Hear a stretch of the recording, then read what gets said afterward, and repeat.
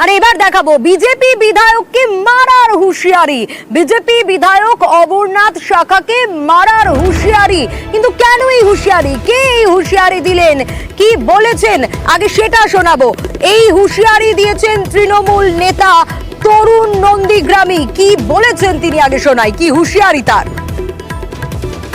ওনার বিধায়ক অমর শাখা একটা অপদার্থ, অসভ্য, মূর্খ বিধায়ক। মমতা বন্দ্যোপাধ্যায়ের নামে অকথা কুকথা বলেছে।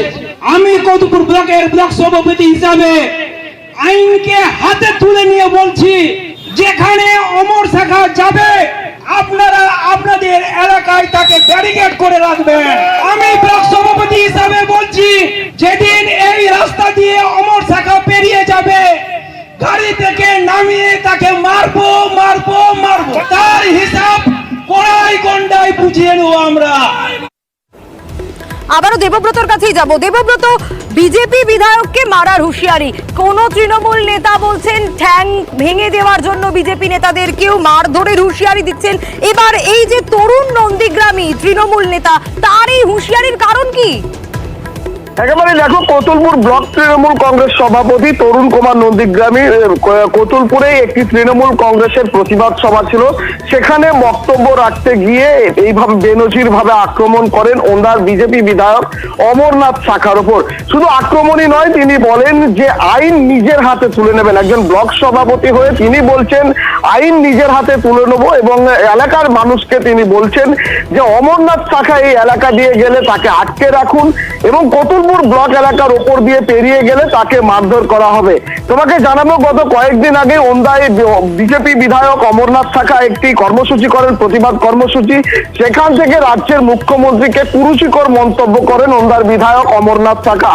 সেই প্রতিবাদের কথা বলতে গিয়েই এইভাবেই আক্রমণ করলো কতুলপুর ব্লক তৃণমূল কংগ্রেস সভাপতি তরুণ কুমার নন্দীগ্রামী। তিনি জানাচ্ছেন যে ব্লকের ওপর দিয়ে অমরনাথ শাখা গেলে আগে তাকে বেঁধে রাখুন এবং তারপরে তাকে মারধর করা হবে, এমনটাই কিন্তু হুঁশিয়ারি দিয়েছেন। পাল্টা প্রতিক্রিয়া দিয়েছেন কিন্তু অমরনাথ শাখা।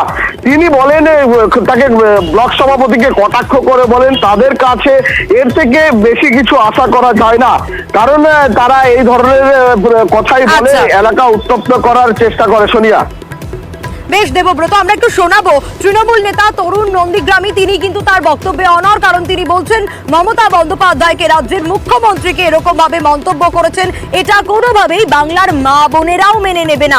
অন্যদিকে অমরনাথ শাখা বিজেপি বিধায়ক, তিনি আবার এই গোটা বিষয়টাতেই গুরুত্ব দিতে নারাজ। পশ্চিমবাংলার মুখ্যমন্ত্রী মমতা বন্দ্যোপাধ্যায়ের নামে যে কুরুচিকর মন্তব্য করেছে, তাতে আমরা তৃণমূল কর্মী হিসাবে প্রত্যেকেই অসম্মানিত, অপমানিত। সমস্ত মা বোনেরা তৈরি আছে অমরনাথ শাখাকে তার হিসাব কড়াই গন্ডায় বুঝিয়ে দেওয়ার জন্য। রাস্তায় নেমে তার প্রতিবাদ করব। কয়েকটা বাস বিভিন্ন সময়তে তোলপাড় করে বড় বড় কথা বলে, কারো বিরুদ্ধে কথা বললে উনারা মাইলেজ পান। অমর শাখা এমন একটা লোক, ব্লক সভাপতির ঘরেই পৌঁছে যাবে, যে বলবে পাগুলো ভাঙবার ইচ্ছা আছে ভেঙে দেয়। আর উনার কতুলপুর থেকে বাড়ি হচ্ছে বালঠেতে, বহুত দূরে। তো সেই জায়গাতে দেখা যাবে, সময়ই বলবে, কিছু করে দেখাবেন, তারপরে বলবেন।